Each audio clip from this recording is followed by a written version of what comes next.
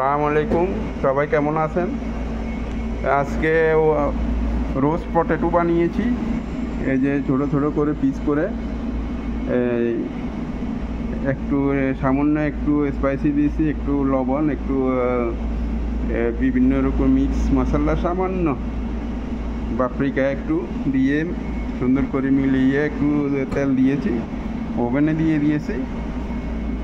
এখন হয়ে যাবে, হয়ে আসছে, আর একটু বের করে সার্ভিস করবো ইনশাল্লাহ।